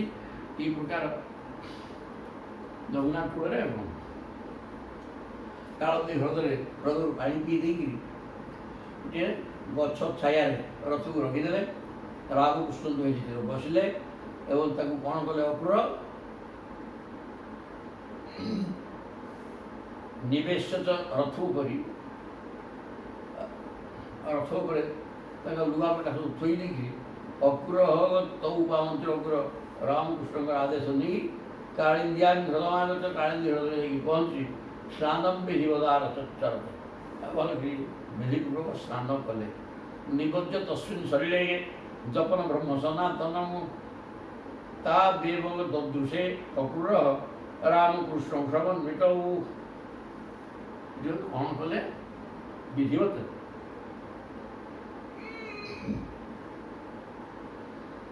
ନିମଜ୍ଜ ତସ୍ମିନ୍ ଶରୀରେ ବ୍ରହ୍ମ ସନାତନକୁ ଜପ କରି, ସନାତନ ବ୍ରହ୍ମ ପଦାର୍ଥକୁ ଧ୍ୟାନ କରି ସେ ଜଳରେ ମୁଣ୍ଡ ବୁଡ଼େଇକି ସ୍ନାନ କଲାବେଳେ ପାଣି ଭିତରେ ସେ ରାମକୃଷ୍ଣ ଦୁହିଁଙ୍କୁ ଦେଖିଲେ। ତଉ ଏବ ଦଦୃଶେ ଅକୁର ରାମକୃଷ୍ଣ ସମନ୍ବିତ। ପାଣି ଭିତରେ ରାମକୃଷ୍ଣ ଦୁହିଁଙ୍କୁ ଦେଖିଲେ। ଥରେ ବସେଇକି ଆସିଲି, ଛାୟାରେ ରଥ ଅଛି, ଏ ଭିତରେ କ'ଣ ସେ ଦୁଇ ଜଣ? ତଉ ରଥସ୍ତଉ କଥଂ ୟ ସୁତౌ ଆନବଦୁନ୍ଦୁବେ ତର୍ହି ସ୍ୟନ୍ଦନେ ନସ୍ତ ଇତ୍ୟୁନ୍ନମଜ୍ୟ ବ୍ୟଚଷ୍ଟସହନ। ତଉ ରଥସ୍ତଉ କଥଂ ୟ, ରଥରେ ବସେଇକି ଆସିଲି ଦେଖିଲି। ପୁଣି ଭିତରେ କେମିତି ଯିଏ ଅଛନ୍ତି? କିଏ? ଆନବଦୁନ୍ଦୁବି ମାନେ ଯିଏ ଜନ୍ମହାରାରେ ଦୁନ୍ଦୁବିନାଥ ହେଇଥିଲା ସ୍ୱର୍ଗରେ, ସିଏ ହେଲେ ବସୁଦେବ, ତାଙ୍କର ପୁଅ। ଇଏ କେମିତି ବର୍ତ୍ତମାନ ରଥ ବେଳେ ଦେଖିଲୁ ଆସି ପୁଣି ଭିତରେ କେମିତି? ତର୍ହି ସ୍ୟନ୍ଦନେ ନଷ୍ଟ ଇତି ଅନୁମଜ୍ୟ ବ୍ୟଚଷ୍ଟସଃ। ତାହେଲେ ଆସି ରଥରେ ଖସିକି ପଳେଇ ଆସିଲେ। ରଥରେ ବସିକି ଆସିଲି, ପୁଣି ପାଣି ଭିତରେ ଉଠିକି ଦେଖୁଛି ପାଣି ଭିତରେ ବସନ୍ତି, ତେଣୁ ବୋଧେ ପଳେଇ ଆସିଲେ ସେଠୁ ବସିକିରି। এই কথা সে চিন্তা করি পানি মধ্যে উঠি পড়লে দেখে আসি অথরে বসছি। তত্রাপি চ যথাপূর্বং আসিনৌ পুনরেবশা। ସେ ତାହେଲେ ଆଜି ଯଥାପୂର୍ବଂ ତଥା ପରମ୍, ଯେମିତି ଆଗରୁ ବସିଥିଲେ ରଥ ବସିଛନ୍ତି। ତେଣୁ ପୁନରେବ ଆଉ ଥରେ ସହ ଅକୁର ନ୍ୟମତ ଦର୍ଶନଂ ଜନ୍ମେଗେ ମୃଷା କି ଶରୀରେ ତୟୋ ନ୍ୟମତ ଦର୍ଶନଂ ଜନ୍ମେ ମୃଷା କି ଶରୀରେ ତୟୋ। ତାହା ଏକ ଭ୍ରମ ହୋଇଥାଇପାରେ। ତେଣୁ ସେ ପୁଣି ଥରେ ପାଣିରେ ବୁଡ଼ିଲେ।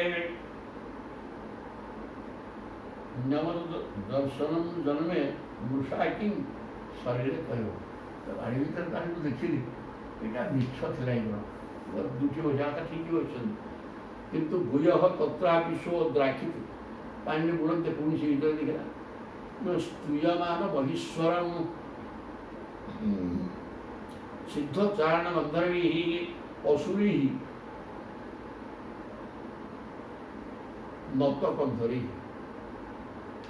ସେଠି ଖାଲି ରାମକୃଷ୍ଣ ଦୁହିଁଙ୍କୁ ଦେଖିଥିଲେ, ଯେ ରାମକୃଷ୍ଣ ଦୁହେଁ ବସିଛନ୍ତି ଏବଂ ଦେବତାମାନଙ୍କ ଦ୍ୱାରା ସ୍ତୁତି କରାହେଉଛି। ସିଦ୍ଧ, ଚାରୁ, ଗନ୍ଧର୍ବ, ଅସୁର, ଅସୁରୀ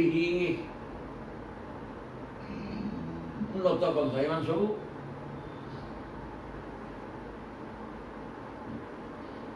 ନତମସ୍ତକ ହୋଇକରି ପ୍ରଭୁଙ୍କୁ ଆରାଧନା କରୁଛନ୍ତି। ଏ ପ୍ରକାର ଅବସ୍ଥା ଦେଖିଲେ। ସହସ୍ର ଶିରସମ ଦେବಂ ସହସ୍ର ଫଣମୌଳିନମ ନୀଳାମ୍ବରମ ବିଷ ଶ୍ବେତମ ଶୃଙ୍ଗୈ ଶ୍ବେତ ବିବସ୍ଥିତମ। କହିଲେ ସହସ୍ର ଶିରସମ ଦେବମ, ଦେଖିଲେ ସେଠି ସହସ୍ର ଶୀର୍ଷା ପୁରୁଷ, ଅନେକ ମୁଣ୍ଡ, ସହସ୍ର ଫଣା ମୌଳିନମ, ହଜାର ଫଣା ବିଶିଷ୍ଟ ଅନନ୍ତ ନାଗ, ତାଙ୍କ ଅନନ୍ତ ନାଗ ଫଣା ଟିକି ରହିଛନ୍ତି। ପ୍ରଭୁ ତାଙ୍କର ଅନନ୍ତ ଉପରେ ଶୟନ କରିଛନ୍ତି, ନୀଳାମ୍ବର ପରିଧାନ କରିଛନ୍ତି,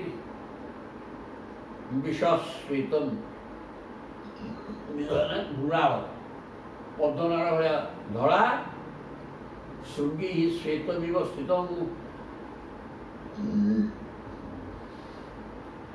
ଶରୀରରେ ସେ ନୀଳାମ୍ବର ଧାରଣ କରିଛନ୍ତି ଓ ସେ ଏପରି ଶୋଭା ପାଉଛନ୍ତି ଯେ ଦେଖିଲେ ଲାଗୁଛି ସତେ ଯେପରି ସହସ୍ର ଶିଖର ବିଶିଷ୍ଟ ଶ୍ଵେତଗିରି କୈଳାସ ଶୋଭା କରୁଛି। ଶ୍ଵେତ ପର୍ବତ ହେଲା କୈଳାସ, କ'ଣ একটা ବରଫାବୃତ, ସେ ତ ଶ୍ଵେତଗିରି କୈଳାସ ଶୋଭା ପାଇଲା ଭଳିଆ ଏ ଶୋଭା ପାଉଛି। ଶ୍ଵେତା ସ୍ଥିତମ ତସ୍ୟ ସଙ୍ଗେ ଘନଶ୍ୟାମଂ ପୀତକୌଚେବାସସଂ ପୁରୁଷଂ ଚତୁର୍ଭୁଜଂ ଶାନ୍ତଂ ପଦ୍ମପତ୍ରାନ୍ୱେକ୍ଷଣଂ ତସ୍ୟ ଉତ୍ସର୍ଗିସି।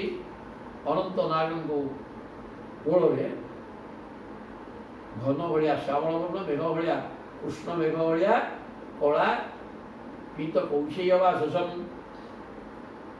ପୀତ ବସ୍ତ୍ର ପରିଧାନ କରିଛନ୍ତି, ଚତୁର୍ଭୁଜ ଏଇଭଳିଆ ଭଗବାନଙ୍କୁ ଶାନ୍ତଂ ପଦ୍ମପତ୍ରାନ୍ୱେକ୍ଷଣଂ, ପଦ୍ମପତ୍ର ଭଳିଆ ଅରୁଣ ଦିଶୁଛି, ପ୍ରସୂତ ପଦ୍ମ ଭଳିଆ ବିକଶିତ ଆଖି, ଚତୁର୍ଭୁଜ ଭଗବାନ କୃଷ୍ଣଙ୍କୁ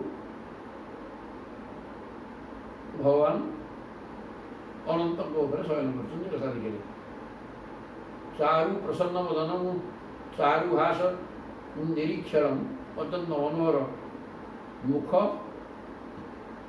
ସେଥିରେ ସ୍ମିତହାସ, ସେ ଆହୁରି ସୁଶୋଭିତ ହୋଇଛି। ସୁଭୂନସଂ, ସୁନ୍ଦର ଭ୍ରୂଲତା ଏବଂ ଗୋଜିଆ ନାକ,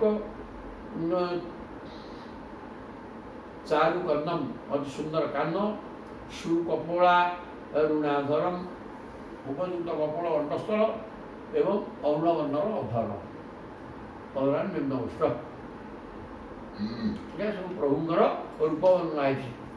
ମନୋହର ପ୍ରସନ୍ନ ବଦନ, ହସ ହସ ମୁହଁ ଏବଂ ପ୍ରସନ୍ନ ବଦନ, ଚାରୁ ହାସ ନିରୀକ୍ଷଣ, ହସ ହସ ମୁହଁରେ ବାଙ୍କ ଚାହାଣୀ, ପ୍ରସନ୍ନ ବଦନ, ଉନ୍ନତ ଭ୍ରୁଲତା, ଭ୍ରୁଲତାର ସ୍ୱଭାବ ଧନୁ ଆକାରରେ ବୋଲିକି ରହିଛି, ଚମତ୍କାର ଦୃଷ୍ଟି, ନାକ ଅତ୍ୟନ୍ତ ଉନ୍ନତ, କାନ ଶୋଭନୀୟ, ପ୍ରତ୍ୟେକ ଅଙ୍ଗ ଯେଉଁଟା ଯେମିତି ହେଲେ ସୁନ୍ଦର ଦିଶିବ ସେ ପ୍ରକାର ଅଙ୍ଗକୁ ଧାରଣ କରି ସୁକୋମଳ ଅରୁଣାଧରମ, ରକ୍ତବର୍ଣ୍ଣର ଅଧର ଉଷ୍ଣ, ଏ ପ୍ରକାର ହେଇକି ପ୍ରଭୁ ଅତ୍ୟନ୍ତ କମନୀୟ ହୋଇଛନ୍ତି। ପ୍ରଳମ୍ବ ପୀବର ଭୁଜଂ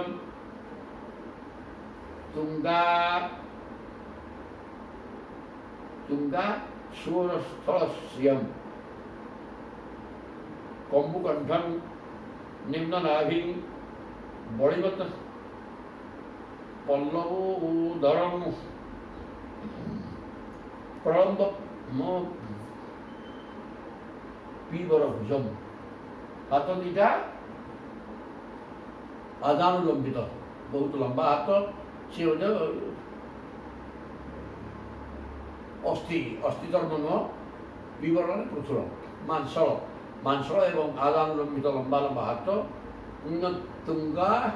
ତୁଙ୍ଗାଂ ଷୋରସ୍ଥଳ ଶ୍ରିୟମ୍, ବକ୍ଷସ୍ଥଳ ଅତ୍ୟନ୍ତ ବିସ୍ତୃତ, ତେଣୁ ଶୋଭନୀୟ ହେଇଛି। କମ୍ବୁ କଣ୍ଠମ୍, କଣ୍ଠୁଟା କମ୍ବୁ ମାନେ ଶଙ୍ଖ ଭଳିଆ ହେଇଛି। କମ୍ବୁ କଣ୍ଠମ୍ ନିମ୍ନ ନାଭି, ନାଭିଟା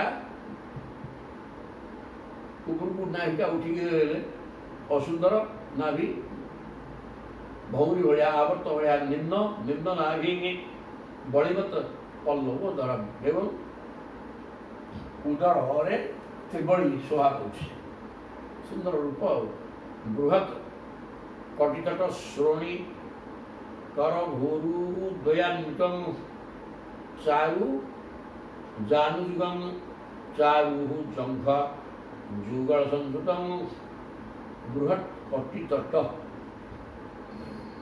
ଅଣ୍ଟାଟା ବିଶାଳ ହେଇଛି, ଶ୍ରୋଣୀ ମାନେ ଜଘନ, କର ଭୋରୁ ଦ୍ୱୟାନ୍ୱିତଂ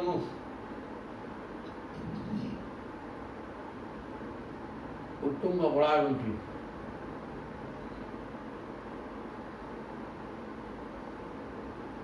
ଚାରୁ ଜାନୁଯୁଗ ଅତ୍ୟନ୍ତ ମନୋହର, ଚାରୁ ଜଙ୍ଘ ଯୁଗଳ ସଂଯୁତ, ସବୁ ଅଙ୍ଗ, ପ୍ରତ୍ୟେକ ଅଙ୍ଗ ଯେଉଁ ଅଙ୍ଗ ଯେଉଁ ପ୍ରକାର ହେବା କଥା ସେ ସବୁ ସୁନ୍ଦର ହେଇଛି। ଆଉ କ'ଣ ତୁଙ୍ଗ ଗୁର୍ଫାଣା ଅରୁଣ ନଖ ବ୍ରାତ ଦେହିତିଭି ବୃତମ୍ ନବାଂ ଗୁଲ୍ୟଙ୍ଗୁଷ୍ଟ ଦଳୈ ବିଳସତ ପାଦ ପଙ୍କଜଂ, ତାପରେ କ'ଣ ପାଦ ବର୍ଣ୍ଣନା ହେଲା।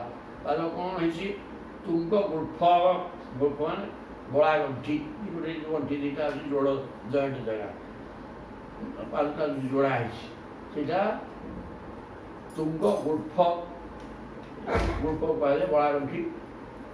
ଗୁର୍ଫା ରୁଣ ନଖ, ନଖ ଗୁଡ଼ାକ ଅରୁଣ ବର୍ଣ୍ଣ, ରକ୍ତ ରହିଛି ଠିକ୍ ଶରୀରରେ, ରକ୍ତାବର୍ଣ୍ଣ ହେଇଛି। ନଖ ବ୍ରାତ ମାନେ ସମୂହ, ନଖ ଗୋଟିଏ ନୁହଁ ନା, ଇ ଗୋଡ଼ରେ ପାଆନ୍ତି, ସି ଗୋଡ଼ରେ ପାଆନ୍ତି, 10ଟା ନଖ। ଏ ନଖ ଗୁଡ଼ାକ ସ୍ୱସ୍ଥ ଅଛି ଏବଂ ତା ଦେହରେ ରକ୍ତବର୍ଣ୍ଣ, ରକ୍ତା ହେଇଛି। ବ୍ରାତ ଦେହିତିଭି ବୃତମ୍, ଯେଉଁ ତା ଦେହରୁ ଉଜ୍ଜ୍ୱଳ ଜ୍ୟୋତି ବାହାରୁଛି। ନବାଙ୍ଗୁଲ୍ୟଙ୍ଗୁଷ୍ଟ ଦଳୈ ବିଳସତ ପାଦ ପଙ୍କଜମ୍,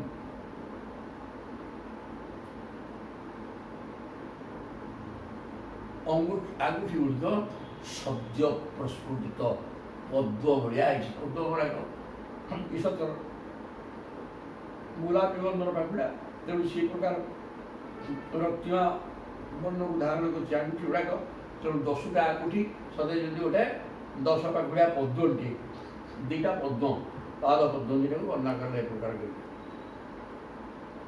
ସୁମହାରହ ମଣିବ୍ରାତ କିରୀଟ କଟକାଙ୍ଗ ଦେହି କଟିସୂତ୍ର ବ୍ରହ୍ମସୂତ୍ର ହାର ନୂପୁର କୁଣ୍ଡଳୀ। ବର୍ତ୍ତମାନ ଶରୀରର ଶୋଭା ବର୍ଣ୍ଣନା ସରିଗଲା। ଶରୀର ଦେହରେ କ'ଣ ଅଳଙ୍କାର ଭୂଷଣ ହେଇଛି ସେଇଟା ବର୍ଣ୍ଣନା କରାଗଲା। କେଉଁ ଅଳଙ୍କାର କେଉଁ ଅଙ୍ଗରେ ଲାଗିଛି ନା ସୁମହାରହ ମଣିବ୍ରାତ, ମଣି ସମୂହ, ବ୍ରାତ ମାନେ ସମୂହ, କିରୀଟ କଟକାଙ୍ଗ ଦେଇ, କିରୀଟ ମୁଣ୍ଡରେ ଲାଗିଛି, କିରୀଟ ତା ଦେହରେ ବହୁମୂଲ୍ୟବାନ ମଣି ଲାଗିଛି। କଟକ ମାନେ କଟକ ବୋଇଲେ ଅଙ୍ଗଦ, ହାତରେ ଲାଗିଛି ବଳା, ସେ ମଧ୍ୟ ମଣି ଖଚିତ। କିରୀଟ କଟକ ଅଙ୍ଗଦ, ଅଙ୍ଗଦ ବି ସେଇ ହାତରେ ଲାଗିବା ବଳା, ଏଗୁଡ଼ା ସବୁ ଲାଗିଛି ଏବଂ ତା ଦେହରେ ମଣି, ସୁନାରେ ତିଆରି ମଣି ଖଞ୍ଜା ହେଇଛି। କଟିସୂତ୍ର ଗୋଟେ ଅଣ୍ଟା ସୂତା ଲାଗିଛି। ବ୍ରହ୍ମସୂତ୍ର, ବ୍ରହ୍ମସୂତ୍ର ମାନେ ପଇତା, କଟିସୂତ୍ର ବ୍ରହ୍ମସୂତ୍ର, ହାର କୌତୁକ ହାର ଲାଗିଛି, ଆଉ ଅନେକ ସୁନାର ହାର ବି ଲାଗିଛି। ନୂପୁର କୁଣ୍ଡଳୀ, ପାଦରେ ନୂପୁର ଏବଂ କର୍ଣ୍ଣରେ କୁଣ୍ଡଳ, ସୁନାରେ କଣ୍ଟା ସୂତା, ହାତରେ ବଳୟ, ମୁଣ୍ଡରେ ସୁନାର ମୁକୁଟ, ତା ଦେହରେ ସବୁ ମଣି ଖଞ୍ଜା ହେଇଛି। ଏ ପ୍ରକାର ଅତି ମନୋହର ବେଶ। ଭ୍ରାଜମାନଂ ପଦ୍ମକରଂ ଶଙ୍ଖଚକ୍ର ଗଦାଧରଂ ଶ୍ରୀବତ୍ସ କକ୍ଷସଂ ଭ୍ରାଜତ କୌସ୍ତୁଭମ୍ ବନମାଳିନଂ ଭ୍ରାଜମାନଂ ପଦ୍ମକରଂ। ହାତରେ ପଦ୍ମ ଧରିଛନ୍ତି, ପ୍ରସ୍ଫୁଟିତ ପଦ୍ମ, ଶଙ୍ଖଚକ୍ର ଗଦା। ଶଙ୍ଖଚକ୍ର ଗଦା ମଧ୍ୟ ଚତୁର୍ଭୁଜ, ଚାରିଟା ହାତ ଧରିଛନ୍ତି। ଆଉ କ'ଣ କୋଉଠି ନା ଅକ୍ରୁର ଯେତେବେଳେ କାଳନ୍ଦୀ ହ୍ରଦରେ ଯାଇକିରି ଗାଧେଇବାକୁ ଯାଇଥିଲେ, ଗାଧଉଛନ୍ତି ବାବୁ ଦେଖୁଛନ୍ତି। ବର୍ତ୍ତମାନ ପ୍ରଥମେ ବୁଡ଼ ପକାଇଥିଲେ, ଦେଖିଲେ ରାମକୃଷ୍ଣ ଦି ଜଣ ତା ଭିତରେ କହିଲେ ରଥରେ ବସେଇ ଦେଇକି କ'ଣ ଉଡ଼ିକି ଆସି ଠିପାରେ ପାଇଲେଣି, କ'ଣ ହେଇକି ବସିଛନ୍ତି ନା ଘରକୁ ପଳେଇବେ, କୁଆଡ଼େ ଗଲେ ପଳେଇବେ, ଗଲେ ଗଲା ଆପଣ। ତାପରେ ଚାହିଁଲା ଆସିକି ସ୍ତ୍ରୀ ବସିଛନ୍ତି, ଠିକ୍ ତ ଅଛନ୍ତି, ତାହେଲେ ମୁଁ କ'ଣ ଦେଖିଲି, ପୁଣି ଥରେ ଭୁଲ ଦେଖିଥିଲି। ଆଉ ଥରେ ମୁଣ୍ଡ ଉଡ଼େଇଲା, ଆଜି ତ ଦେଖୁଛନ୍ତି ହେଲା। ସମସ୍ତ ଦେବତାମାନେ ଯୋଡ଼ ହସ୍ତ ସ୍ତୁତି କରୁଛନ୍ତି। ଗନ୍ଧର୍ବ କିନ୍ନର ଅପ୍ସରା ସମସ୍ତେ ହାତ ଯୋଡ଼ିକି ଠିଆ ହେଇଛନ୍ତି। ଓଁ ପ୍ରଭୁଙ୍କର ଅନନ୍ତ ଉପରେ ଶୟନ କରୁଛନ୍ତି। ତାଙ୍କର ସବୁ ଅଙ୍ଗ ସବୁ ବର୍ଣ୍ଣନା ଚାଲିଛି। ଏମିତି ହେଇକିରି କ'ଣ ହେଇଛି, ବକ୍ଷରେ ଶ୍ରୀବତ୍ସ ବ୍ରାହ୍ମଣଙ୍କର ବୈଧାମାଡ଼ ପାଦ ଚିହ୍ନ, ଭ୍ରାଜତ କୌସ୍ତୁଭମ୍, କୌସ୍ତୁଭ ମାଳ ପଡ଼ିଛି, ବନମାଳ ମଧ୍ୟ ପଡ଼ିଛି। ସୁନନ୍ଦ ନନ୍ଦ ପ୍ରମୁଖୀ ପାର୍ଶ୍ୱଦୀ ସନକାଦି, ନନ୍ଦ ସୁନନ୍ଦ ଏବଂ ସନକ ଚତୁଃସନ, ସନକ ସନନ୍ଦ ସନାତନ ସନତ କୁମାର ଇତ୍ୟାଦି ବ୍ରହ୍ମଦର୍ଶୀ ମୁନିମାନେ ପାଖରେ ରହିଛନ୍ତି। ସୁରେ ସେହି ସୁରାଣାଙ୍ଗୀ ସହସ୍ରେ, ସେମାନେ ଇନ୍ଦ୍ର ବି ଅଛନ୍ତି। ସୁରେ ସେହି ବ୍ରହ୍ମ ମାନେ ବ୍ରହ୍ମା, ରୁଦ୍ରାଦ୍ରି ନବଭୀଷ୍ଟ ଦ୍ୱିଜୋତ୍ତମୀ, 9 ଜଣ ଋଷି, ମରିଚି ପ୍ରମୁଖ, ଭୃଗୁ, ମରିଚି, ବଶିଷ୍ଠ, ଅଙ୍ଗିରା, ଅତ୍ରି, ଇସୁ 9 ଜଣ ଋଷି ମଧ୍ୟ ଅଛନ୍ତି, ଯେଉଁମାନେ ବ୍ରହ୍ମାଙ୍କର ବିଭିନ୍ନ ଅଙ୍ଗରୁ ବାହାରିଥିଲେ। ଏସବୁ ଅଛନ୍ତି। ଆହୁରି ସେତିକି ପ୍ରହ୍ଲାଦ, ନାରଦ, ବସୁ ପ୍ରମୁଖୀ ଭାଗବତୋତ୍ତମୀ ସ୍ତୂୟମାନଂ ପୃଥଭାବି ବଚୁଭି ଅମଳାତ୍ମଭି, ଅମଳାତ୍ମା ନିର୍ମଳ ଅନ୍ତଃକରଣ, ଯେଉଁ ଅନ୍ତଃକରଣରେ ମଇଳା ନାହିଁ। ମଇଳା କ'ଣ କି ସଂସାର ଚିନ୍ତା, ସଂସାର ହେଲା ମଳ, ସଂସାର ମଳ ରହିଲା, ସଂସାର ମଳ ନାହିଁ। ଏଇଟା ସବୁ ସିଦ୍ଧ ପୁରୁଷ ଭଗବତ ପ୍ରେମୀ, ତେଣୁ ସଂସାର ଚିନ୍ତା ରହିତ ନିର୍ମଳ ହୃଦୟରେ କିଏ ସେ ନା ପ୍ରହ୍ଲାଦ, ନାରଦ, ବସୁ ପ୍ରମୁଖୀ ଭାଗବତୋତ୍ତମୀ ସବୁ। ଭାଗବତ ମାନେ ଭକ୍ତ, ଉତ୍ତମ ଭକ୍ତ ଶ୍ରେଷ୍ଠ, ଭକ୍ତ ଶ୍ରେଷ୍ଠମାନଙ୍କ ଦ୍ୱାରା ପ୍ରହ୍ଲାଦ, ନାରଦ, ଅଷ୍ଟବସୁ ଏଇସବୁ ସ୍ତୂୟମାନ ଭାବି ସମସ୍ତେ ସ୍ତୁତି କରୁଛନ୍ତି। ବଚୁଭି ନିର୍ମଳ ଅନ୍ତଃକରଣରେ ଭଗବାନଙ୍କୁ ସ୍ତୁତି କରୁଛନ୍ତି। ତାପରେ ଶ୍ରିୟା ପୁଷ୍ଟ୍ୟା ଗିରାକାନ୍ତ୍ୟା କୀର୍ତ୍ତ୍ୟା ତୁଷ୍ଟିକୟୋର୍ଜୟ ବିଦ୍ୟୟା ଅବିଦ୍ୟୟା ଶକ୍ତ୍ୟା ମାୟୟା ଚ ନିଷେବିତଂ, ଏଗୁଡ଼ାକ ସବୁ ନିଷ୍କ୍ରିୟ ଅଛନ୍ତି। ମାୟା ବି ସେଠି ସେବା କରୁଛନ୍ତି। ହେଲେ ଶ୍ରିୟା ତୃତୀୟା ବିଭକ୍ତି, ଲକ୍ଷ୍ମୀଙ୍କ ଦ୍ୱାରା ପୁଷ୍ଟ୍ୟା, ପୁଷ୍ଟି, ଗିରା ବଚନ ବାଗ୍ଦେବୀ, ଶ୍ରୀ ପୁଷ୍ଟି ବାଗ୍ଦେବୀ, କାନ୍ତି ମାନେ ତେଜ ଜ୍ୟୋତି, କୀର୍ତ୍ତି ସବୁ ଗୋଟିଏ ମୂର୍ତ୍ତି ହେଇକିରି, ଦିଷ୍ଟ୍ୟା ତୁଷ୍ଟି, ତୁଷ୍ଟ୍ୟୁ ଲୟୁ ଜୟା, ଲୟର ଜୟା, ଲୟ କୀର୍ତ୍ତି, ଯଶ ଓ ବୈରାଗ୍ୟ, ଏମାନେ ମଧ୍ୟ ସମସ୍ତେ ମୂର୍ତ୍ତିମାନ ହେଇକି, ବିଦ୍ୟା ପୁଣି ଅବିଦ୍ୟା, ଶକ୍ତି ମାୟା ଶକ୍ତି ଏବଂ ମାୟା ଶକ୍ତି, ଏ ସମସ୍ତେ ପ୍ରଭୁଙ୍କୁ ସେବା କରୁଛନ୍ତି। ବିଲୋକ୍ୟ ସୁଭୃଶଂ ପ୍ରୀତ ଭକ୍ତ୍ୟା ପରମୟା ଅର୍ଜୁତ, ଏ ପ୍ରକାର ଦେଖିକି ଅପୂର୍ଣ୍ଣ ଭାବ ଭକ୍ତିରେ ପରିପୂର୍ଣ୍ଣ ହେଇକି ପ୍ରେମ ହେଇଗଲା। ବିଲୋକ୍ୟ ସୁଭୃଶଂ, ଦୀର୍ଘ ସମୟ ପର୍ଯ୍ୟନ୍ତ ପାଣିରେ ବୁଡ଼ିକି ସେ ଦେଖୁଛନ୍ତି। ଆଉ ନିଶ୍ୱାସ ପ୍ରାଣାୟାମ ଦ୍ୱାରା ବନ୍ଦ, କ'ଣ କରିବ? ପ୍ରୀତ ଭକ୍ତ୍ୟା ପରମୟା ଯୁତ, ତାଙ୍କର ସହଜ ଭକ୍ତ, ତେଣୁ ସେ ଭକ୍ତିରେ ଭକ୍ତି ଭାବରେ ଉଡ଼ିଗଲେ ଏବଂ पूरा प्रेम ହେଇଗଲା ଭଗବାନଙ୍କୁ ଦେଖିକି। ଖାଲି ଭଗବାନ ପାର୍ଷଦ ଅଛନ୍ତି, ଦେବତାମାନେ ସ୍ତୁତି କରୁଛନ୍ତି, ବିଭିନ୍ନ କଥା ଅଳଙ୍କାର ତାଙ୍କ ଶରୀର ବର୍ଣ୍ଣନା ଅତି ସୁନ୍ଦର ଭାବରେ ହେଇଛି। ଏ ପ୍ରକାର ପ୍ରଭୁଙ୍କୁ ଦେଖି ଭକ୍ତି ଭାବରେ ଅକ୍ରୁର ବୁଡ଼ିଗଲେ। ହୃଷ୍ୟତ୍ ତନୁଭ ଶରୀର ରୋମାଞ୍ଚିତ ହେଇଗଲା। ଭାବ ପରିଚ୍ଛନ୍ନାତ୍ମଲୋଚନ ଏବଂ ଭାବରେ ତାଙ୍କ ଆଖିରେ ଲୁହ ପଳାଇ ଆସିଲା। ଏଇଟା ହେଲା ସାତ୍ଵିକ ବିକାର, ଭଗବତ ସତ୍ତା ଅନୁଭବର ସୂଚକ। ଯୋଡ଼ା ସବୁ ହେଇଗଲା, ସରିଗଲା। ଗିରା ଗଦଗଦୟା ସ୍ତୌଷିତ ସତ୍ତ୍ୱ ଆଲମ୍ବ୍ୟ ସାତ୍ୱତଃ ପ୍ରଣମ୍ୟ ମୂର୍ଧାବହିତଃ କୃତାଞ୍ଜଳିପୁଟଃ ସदैଃ। ତାପରେ କ'ଣ କଲେ ନା ଗିରା ଗଦଗଦୟା ସ୍ତୌଷିତ, ଗଦଗଦ କଣ୍ଠରେ ସ୍ତୁତି କରିବା ଆରମ୍ଭ କରିଦେଲେ। ସତ୍ତ୍ୱ ଆଲମ୍ବ୍ୟ ସାତ୍ୱତଃ, ଏ ସାତ୍ୱତ ଯଦୁଶ୍ରେଷ୍ଠ ବିଦୁର ଇଏ ହେଲେ ଓ ଯଦୁଶ୍ରେଷ୍ଠ ଅକ୍ରୁର ବର୍ତ୍ତମାନ ଗଦଗଦ କଣ୍ଠରେ ସ୍ତୁତି କରିବା ଆରମ୍ଭ କଲେ। ପ୍ରଣମ୍ୟ ମୂର୍ଧନା ଅବହିତ କୃତାଞ୍ଜଳି ପୁଟ ଶନୈଃ, କୃତାଞ୍ଜଳି ପୁଟରେ ମାନେ ବଦ୍ଧାଞ୍ଜଳି ହେଇକିରି ମୂର୍ଧନା ବହିତ ମୁଣ୍ଡ ନୁଆଇଁ ନମସ୍କାର ମୁଦ୍ରାରେ ଅକ୍ରୁର ସ୍ତୁତି କରିବାକୁ ଆରମ୍ଭ କରିଦେଲେ। କୃଷ୍ଣ ଭାଗବତ ମହାପୁରାଣେ ପାରମହଂସ୍ୟାଂ ସହିତାୟାଂ ଦଶମ ସ୍କନ୍ଧେ ପୂର୍ବାର୍ଦ୍ଧେ ଅକ୍ରୁର ପ୍ରତିଜାନେ 49 ତାପରେ 40 ଅଧ୍ୟାୟ ଆସିବେ। ଶ୍ରୋତାମାନଙ୍କୁ ଅନୁରୋଧ, ବର୍ତ୍ତମାନ ସବସ୍କ୍ରାଇବ୍, ଲାଇକ୍ ଏବଂ ସେୟାର କରନ୍ତୁ। ଜୟ ଜଗନ୍ନାଥ। ଆଉ ପାଠ ଶେଷ।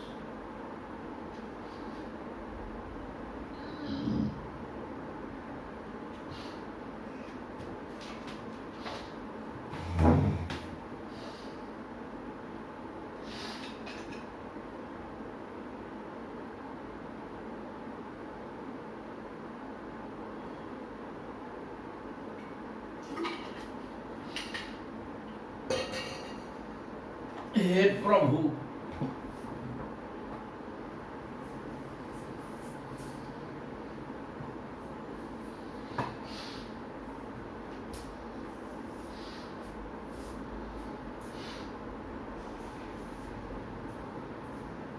हरि बोल भैया।